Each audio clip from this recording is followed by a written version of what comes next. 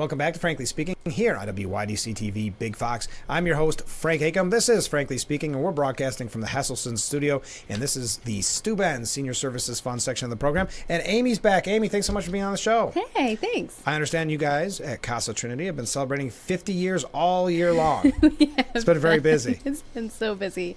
Busy in a good way. We just have a lot going on, and there's a lot to celebrate. So instead of doing one big event, we're just celebrating all year long. All year long. And you really have been constantly busy, and I'm constantly hearing about new growth and new opportunities with CASA-Trinity. Tell us a little bit about that. Yeah, there's a lot happening. We're expanding locations across the counties we serve. We're now in 5 counties. When we started back in 1974, we were just in the one, and then it just kind of kept going from there based off the needs in the state. And it's just really exciting because our belief is to have a whole person care approach. Right. So we're not just treating somebody's disease, we're treating mental health. We're also looking at how they're eating. We're looking at, different things to be able to encompass kind of that mind, body, soul effect, and ensure they kind of get their pillars back to reintegrate into a life that they've wanted but never thought that maybe they could get to. It almost seems, and that's not to knock anybody else, but it seems like you have a different approach at CASA-Trinity where it is about the person from beginning to end. It is, and it's one of those things too that, we don't offer all the levels of care in each of the counties we serve, but we can get people to those counties depending on the level of care that they need, and we can also do warm handoffs to other organizations. If we don't offer it, we know people that do. Right. It's a community, so we're able to help each other and support each other in that way for the good of the person we're trying to help. Well, and you take care of people on so many levels, and I think an example of that, and this happened a little while ago, a couple of weeks ago, but that is Dutch's Pantry. Yeah. But this is maybe something that I wouldn't have expected, but I understand you do so much, you maybe didn't expect this. So tell me what Dutch's Pantry is. So Dutch's Pantry is a partnership with the Food Bank of the Southern Tier. Yeah. After doing a startup grant with them that we got, we're able to turn part of our Stoll Street location into Dutch's Pantry, which is named after our CEO, Ann Domingos. Her dad, Eugene, whose nickname was Dutch. Oh, okay.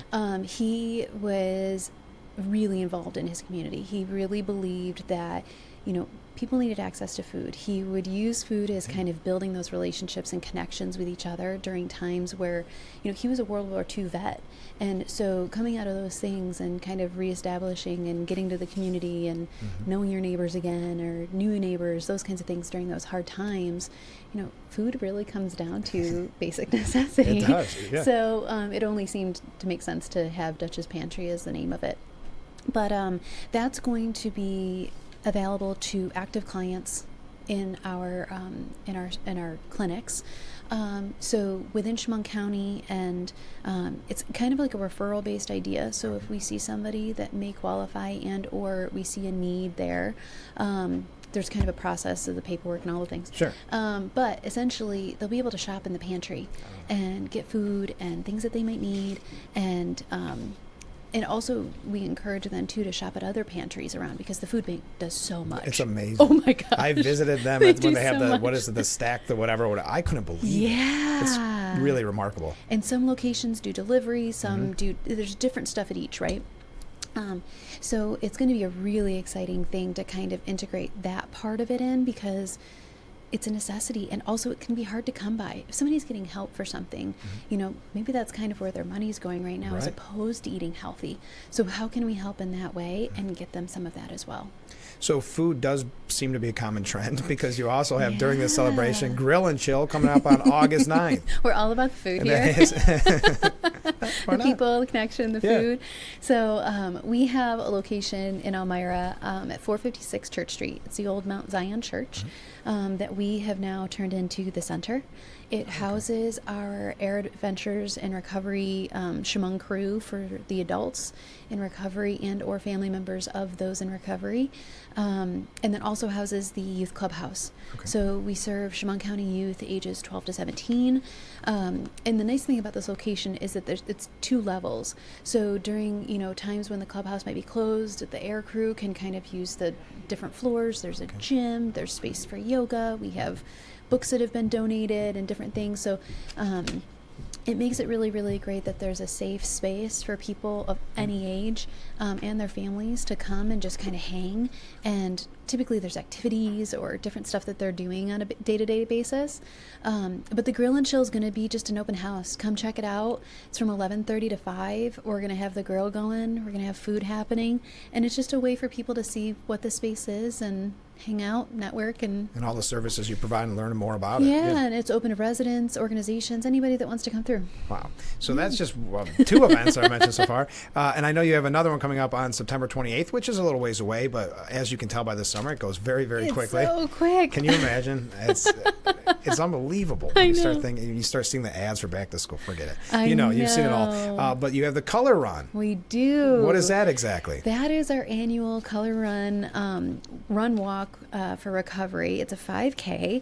This year, we actually, our presenting sponsor of the event is Fidelis Care, which is super exciting. Yeah. And they're really great partners to work with and huge supporters of ours and our care. And a lot of our care is made possible because of those with Fidelis. So we'll have registration opening at 9. Registration's open now online. Okay. And you can see everything about that too on our website. And then also, and on our socials, we also have a Facebook page just dedicated to it. It also has other things that are kind of popping up, like raffle items we've been getting as we've been acquiring those from. We got stuff from the Buffalo Bills. We got a signed cleat. We have that's cool. some baseball tickets, things like that. But it's a really, really great event, and it's it's where people can come together from all walks of life and just there's just like a different energy that happens at those events. Sure. And you can just tell everybody that's there is just there in support and in love of the mission. So it's very cool. And I know this is probably important to mention because it's a walk and run. Some people wonder about their level of exercise capabilities or whatever you call it, but it's for everybody. It's for everyone. Yeah. Families too. Yeah. Last year we had so many kiddos come with their parents. Oh, that's nice. It's all, the route is on the street and or the sidewalk through Dansville. Okay. So it's a really easy terrain. This isn't gonna be like an air hike where we take you up a huge hill and tell you you're halfway there and you're not. Right. Those kinds of things. So it's really, really, it's not so much something you have to run. Right. I think that's important to stress sometimes. Not everybody know. So, and you said that you can find out more at the website or at the Facebook? Yeah, so everything on Facebook as far as that stuff goes, but the website definitely has the most information. And when you log on there, you'll see the color runs kind of on the home page, but there's also, under the About section is an events page. Okay. That literally has everything that's coming up and press releases of things past and really the hub of information. So I was going to ask what's next, but it seems like every time we talk, we're not sure. Anything could pop up at any moment. Well, there's going to be some openings of things that are coming down the pipeline that we're just waiting for the final thumbs up from the DEA on, and then those programs will be opening. So I'm sure I'll be back in a few weeks to tell you about that. 10 more projects going on. The 50th celebration, 50th anniversary, you're probably going to relax come January 1st. I know. It's going to be like, what am I supposed to do with my life now? But where should people find out more? Just go to the website because there's so much and I know we've been having fun with this interview and there's so much we can talk about with CASA-Trinity. It's an amazing organization. So if someone's thinking about it, that they may need this type of help, this services, just go to CASA-Trinity.org. Yeah, just go to the website because it tells you all of our locations, what we offer, where we offer it, how to get in contact with that location. Okay. And I think the biggest thing to know is that you're not going to be judged for walking through our doors. Right. You're right. We're here to help, just like a medical provider, anybody. If it's a concern to you and you feel like it's impacting your day-to-day, let's talk. Yeah. And you'll have to say hi to Ann for us before we go. She was on just the other week. So, well, thanks for joining us. Best of luck with all your events. We'll talk to you soon. Thanks. See you. All right. We'll be right back with Frankly Speaking. Stay with us.